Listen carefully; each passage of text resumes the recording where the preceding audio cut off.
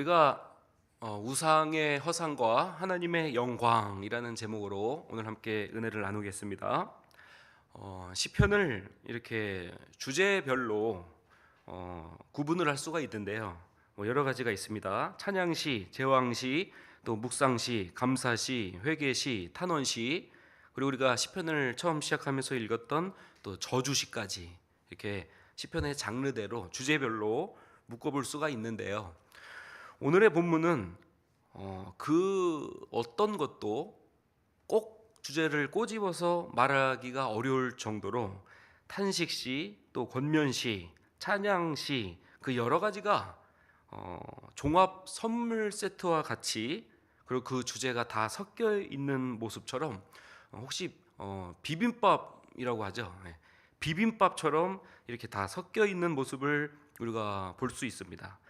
원수를 향한 냉소적인 탄원시가 포함이 되어 있고요. 제사장이나 선지자들의 목소리처럼 권고하고 권면하는 재언적 성격이 들어가 있고요.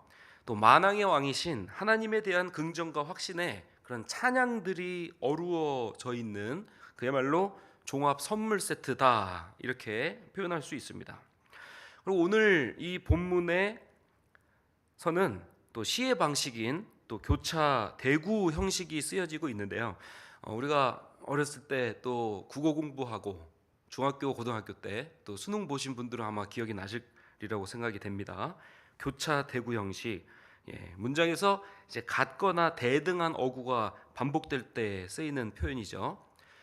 노래 형식에서도 많이 쓰이고 있는데 이 시편이 노래라는 점을 인식하면서 이 대구법이 어디 쓰였나, 그리고 대구법의 특징인 그 유사성, 반복성, 그리고 표현하고자 하는 시인에 대한 강조점에 대해서 오늘 한 절씩 보면서 함께 은혜를 나눠보겠습니다.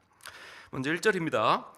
여호와여, 영광을 우리에게 돌리지 마옵소서. 우리에게 돌리지 마옵소서. 오직 주는 인자하시고 진실하심으로 주의 이름에만 영광을 돌리소서. 아멘. 이렇게 찬양을 올리고 있습니다. 제가 설교를 준비하려고요, 이 1절 말씀을 듣는데 아주 그냥 머리를 한 대 맞은 것처럼, 그리고 그냥 자동적으로 무릎이 꿇려지고 이렇게 회개의 기도가 나왔습니다. 어제 이제 홈페이지 게시판을 이제 작성을 했는데요. 제가 우리 교육자 단체방에 그렇게 글을 올렸더라고요. 제가 오기 전에 한 2년 3년 정도 됐죠. 우리 홈페이지가 글을 올리고, 게시물이 청년부 게시물에 12개의 게시 글이 있더라고요. 제가 온 지 이제 다음 주면 이제 2달이 됩니다. 그래서 2년 3년 동안의 게시물이 12개인데 제가 온 지 2달 만에 게시물이 12개. 오늘 새벽에도 올렸으니까 14개가 됐는데요. 그렇게 글을 올렸더라고요. 그리고 나서 이 말씀을 읽는데 어찌나 그렇게 부끄럽고 회개가 나오던지요. 그러니까 사람은 너무 연약하기 때문에 영광을 받고 싶어하고 칭찬을 받고 싶어하고 인정을 받고 싶어하는 그 본능적인 욕구가 있는 것 같아요. 근데 오늘 시인이 고백합니다. 영광을 우리에게 돌리지 마옵소서. 강조합니다. 우리에게 돌리지 마옵소서. 반복합니다. 오직 주는 인자하시고 진실하심으로 주의 이름에만 영광을 돌리소서. 주님께 이름을 돌린다라고 하는 표현은 우리가 연말이 되면 각종 시상식이 있는데요, 그곳에서 보면 예수님을 믿는 크리스찬 연예인들이 이제 이런 금상, 대상, 이런 상을 받고 그런 시상식 하는 것을 아마 많이들 보셨으리라고 생각이 됩니다. 요즘에도 많이 하고 있죠. 비단 연예인들만 그 시상대 앞에서 주님, 이 모든 영광을 주님께 올려드립니다 라고 하는 것이 아닌 우리 모두의 고백이 되어야 될 줄 믿습니다. 연말입니다.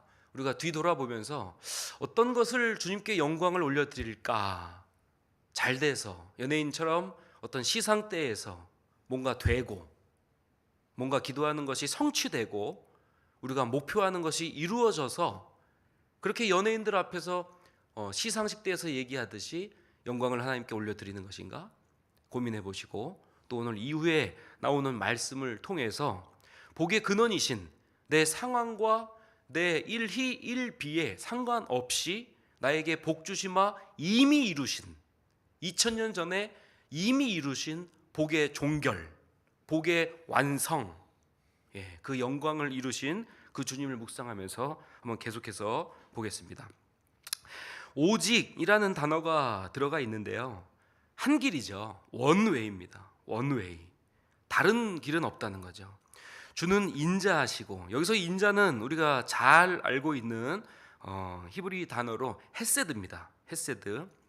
이 헤세드는 구약 성경 룻기를 관통하는 키워드입니다.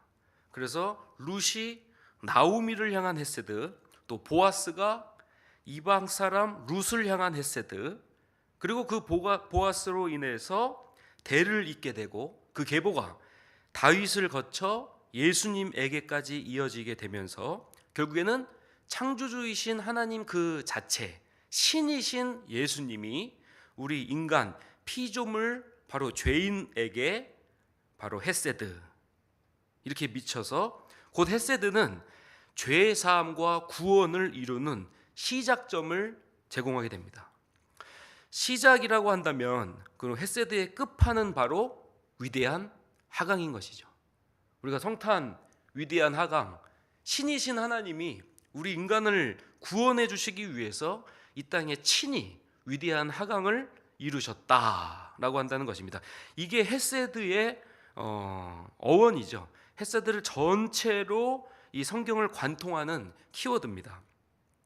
그래서 주님이 성육신하셨고, 근데 우리 인간에게 없는 이 진실, 오직 주는 인자하시고 진실하심으로 라고 나와 있는데요, 사실 하나님 외에, 그러니까 신이신 하나님 외에 이 세상에 진실된 것은 없는 것이죠.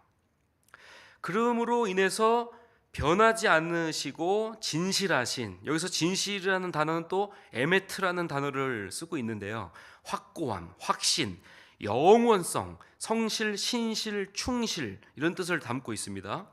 그러니까 헤세드랑 에메트 이 두 단어는 하나님의 성품을 묘사하는 거의 짝꿍과 같은 단어입니다. 이 헤세드랑 에메트가 갖고 있는 어원적 의미, 하나님의 성품의 귀한 성품에 대한 묘사는 바로 변치 않는 사랑을 의미합니다. 변치 않는 사랑. 그러니까 불변한 것이죠. 변치 않으니 불변하고 불변하니 진리가 되는 그 사랑을 뜻합니다. 근데 우리 사람들은 가변적이죠. 가변적이죠.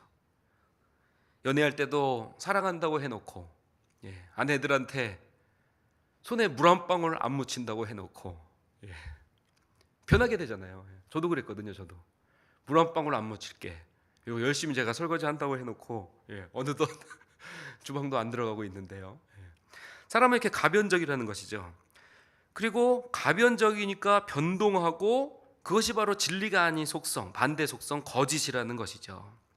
근데 우리가 주님의 이름에만 영광을 돌리소서라고 얘기할 수 있는 것은 주님의 이 헤세드, 또 에메트의 그 변치 않는 사랑과 진리를 담고 있기 때문입니다. 주님에만 영광을 돌리소서라고 하는 이 영광을 올려드리는 이 가시적인 형태를 우리가 예배의 형태로 볼 수가 있습니다. 그러면 우리가 어떻게 예배를 드릴 것이냐, 어떻게 영광을 올려드릴 것이냐라고 했을 때 눈으로 보여지는 가시적인 형태가 바로 예배의 형태로 드러나게 되는 것이죠. 그러니까 예배 그 자체는요, 주님에만 영광을 올려드리는 모든 행위 자체가 예배가 되어야 될 줄 믿습니다. 그러니까 교회 와서 우리가 찬양하고 주님 영광 받으소서 고백한다고 해서 그곳에 국한된 예배 형태가 아니라 우리의 삶의 형태에서도 월요일도 주님께 영광을 올려드리는 예배 형태가 돼야 되고요, 화요일도 마찬가지고요, 수요일도 마찬가지고 매일매일의 우리의 삶이 주님의 영광을 올려드리는 삶, 즉 예배의 형태로 드러나게 돼야 될 줄 믿습니다. 근데 요즘 우리 교인들의 이 트렌드는요, 주님의 영광의 포커스가 아니라 나의 기분의 포커스가 맞춰져 있습니다. 요즘 우리 한국 교회, 전 세계 교회 트렌드가요, 나의 감성, 나의 위로, 내 기분에 따라서 말씀이 늘 선포되지만 오늘 내가 교회 와서 기분이 별로 안 좋아요. 그러면 내 기분의 여하에 따라서, 그러니까 기준점이 나라는 것이죠. 나. 예. 그러니까 내가 위로받고 가야 돼요. 오늘 주일에 왔으면. 요즘 트렌드 자체가 그래요. 근데 이 주님께 영광을 올려드린다라고 하는 가시적인 형태의 예배의 참 모습은 내가 중요한 것이 아니라 주님, 오직 주님께만 영광을 올려드리는, 마치 구약에서 내가 제물이 되어서 각이 떠지고 내장이 다 도려나게 되지고 내가 번제로 올려드리듯이, 그게 예배 형태잖아요. 참 요즘 우리 교회들을 보면서 또 기도해야 될 줄 믿습니다. 예배 형태가 변질되지 않고 오직 주님께만 영광을 올려드릴 수 있는 거룩한 예배의 본질을 회복하는 그런 이 시대의 교회, 우리 교회가 될 수 있도록 간절하게 이 새벽에 기도해 주시기 바랍니다. 2절에 계속해서 보시면 어찌하여 문 나라가 그들의 하나님이 이제 어디 있느냐 말하게 하리까. 고대 근동에서 계속해서 시쳇말로 쓰이는 말이죠. 그래서 전쟁에서 지면 이제 조롱하는 말이죠. 너네들의 하나님이 어디 있느냐, 이렇게 조롱거리가 되지 않게 해달라는 간청인 것이죠. 또 3절에 보시면 오직 우리 하나님은 하늘에 계셔서 원하시는, 무엇을 원하실까요? 하늘에 계신 우리 하나님께서 원하시는 건 바로 구원이시죠. 구원을 원하시고 모든 것을 행하시는 것이 바로 구원인 줄 믿습니다. 그래서 구원을 위해서 원하시고 구원을 위해서 행하시기 위해서 하늘에 계신 하나님이 땅으로 오신 사건이 바로 인카네이션, 성육신 사건이다. 그래서 우리가 언어를 이야기할 때도요, 이 너무 하늘의 언어를 잘 쓰는 사람은 거룩해 보이거든요. 근데 땅의 언어를 잘 쓰는 사람은 사람을 살릴 수가 있습니다. 그러니까 성경 말씀을 많이 외우고 하늘의 언어를, 우리가 사람을 살리는 땅의 언어로, 그래서 원하시는 구원의 계획과 구원을 행하시는, 이루시는 그 말씀을 드리고 있는 것이죠.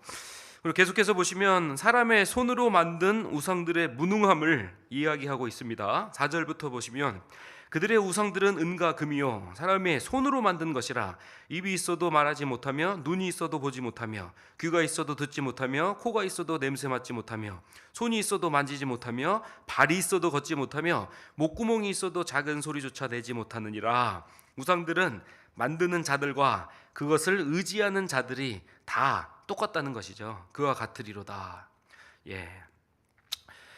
우상을 이렇게 사람이 만들잖아요. 뭐 예를 들어 이렇게 리모컨이 있다. 그러면 제가 이용준이라는 사람이 이거 만드는 거잖아요.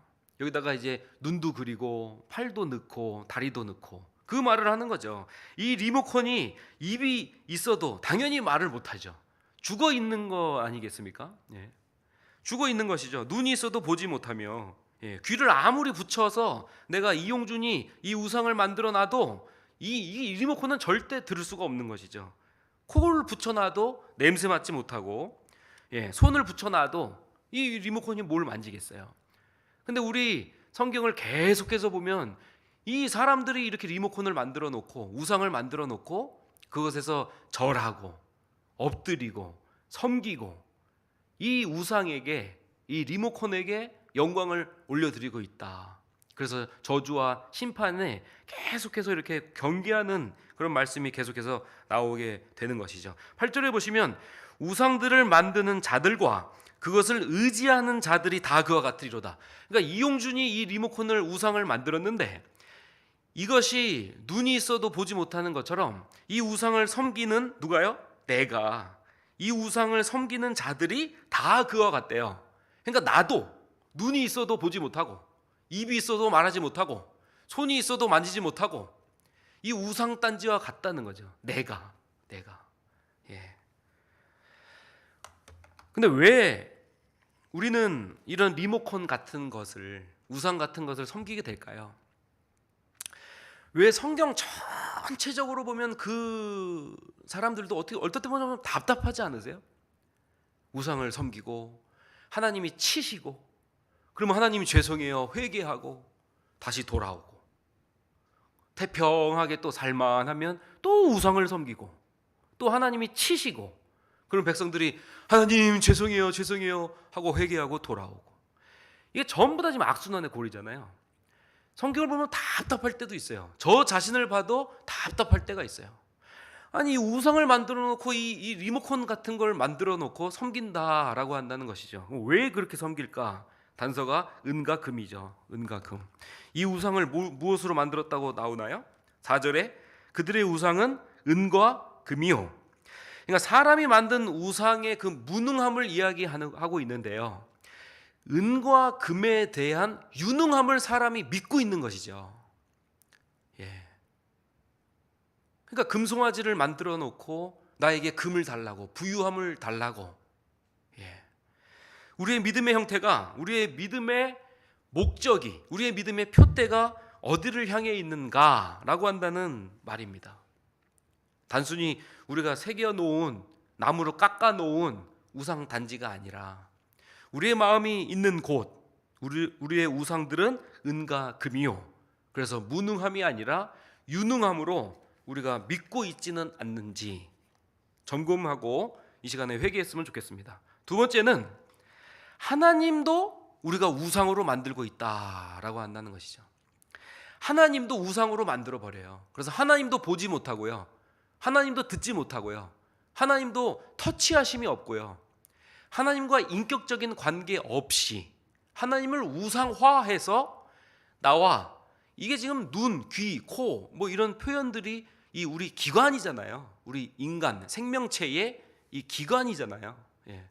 이 기관이 하나님의 말씀을 대하고 하나님께 간절히 기도하고 신앙생활을 할 때 하나님과 소통하고 호흡하고 피부적으로 느끼라고 하셨는데, 우리가 하나님 자체를 또 우리가 사람으로 만든, 나무로 깎아 만든 우상화를 시키고 많이 하나님과의 교제가 없고 하나님과의 친밀함이 없고 하나님 자체를 우리가 우상으로 만들어 버리기 때문에 우리가 이 말씀의 대상이고 또 오늘 회개의 거리인 줄 믿습니다. 계속해서 보시면 9절부터 보시면 주제 파트가 나오는데요. 우리가 노래를 보면 후렴이라고 나오죠. 음악 하시는 분들은 이제 쌉이라고 합니다. 뭐 일제 용어라서 쓰면 좋지는 않은데요. 예, 훅이라고도 합니다. 후렴, 쌉이 훅이라고도 하는데 9절에 보시면 이스라엘아, 10절에 아론의 집이여, 11절에 여호와를 경외하는 자들아 이렇게 나오면서 그 뒤에는 전부 다 후렴구거든요. 여호와를 의지하라, 그는 너희의 도움이시요 너희의 방패시로다. 10절에도 여호와를 의지하라, 그는 너희의 도움이시요 너희의 방패시로다. 11절에도 여호와를 의지하라, 그는 너희의 도움이시요 너희의 방패시로다. 이렇게 후렴구가 나오면서 곡조 붙은 노래 형식으로 이렇게 찬양하고 있습니다. 9절에 이스라엘아 라고 이야기하는 것은, 이스라엘은 야곱이죠. 야곱이 발 뒤꿈치를 잡다, 밀어 넣다, 또 속여 넣다 이런 말인데요. 야곱이 하나님과 씨름해서 이기고 나서 이스라엘이라고, 하나님과 겨루어 이겼음이라 라고 이스라엘이라고 이제 이름이 바뀌게 됩니다. 그럼 야곱은 어떤 사람이죠? 팥죽 한 그릇으로 장자의 축복을 빼앗은 자고, 그리고 엄마 리브가의 계략으로 또 형처럼 털을 붙여서 속이죠.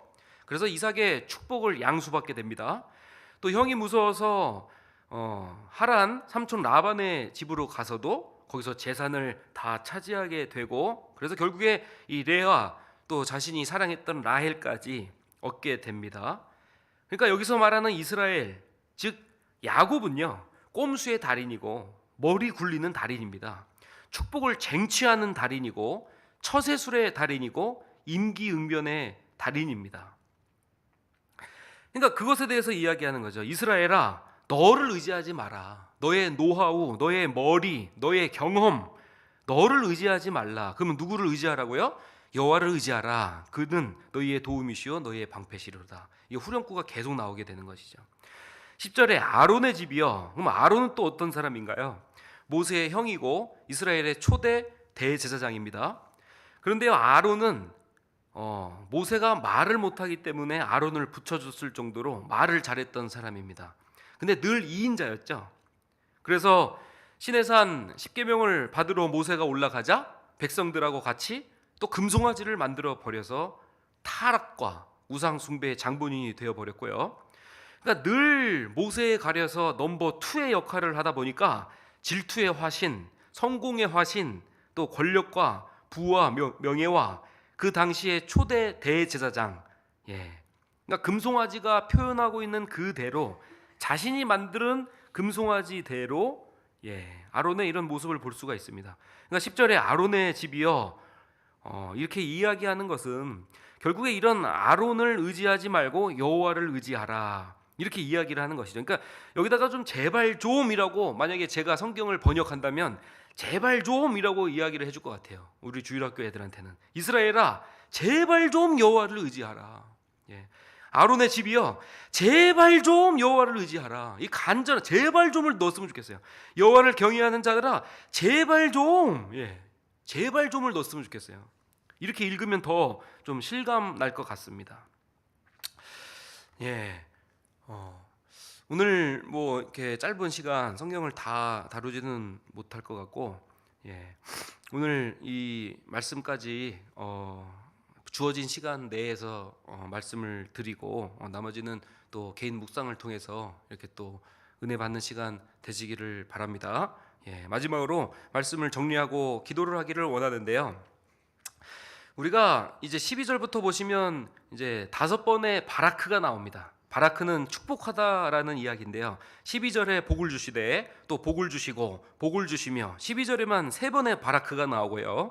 13절에 복을 주시리로다. 또 4번째 바라크 15절에 복을 받는 자로다. 복이라고 해서 총 이 3절에 걸쳐서 5번의 복을 비는 내용의 바라크가 등장합니다. 이 바라크 그리고 6번째 강조의 바라크 이게 바로 18절의 마지막 절에 여호와를 송축하리로다. 이 송축하리로다 이 말이 바로 바라크의 강조형 바레크라는 단어로 쓰여지고 있거든요.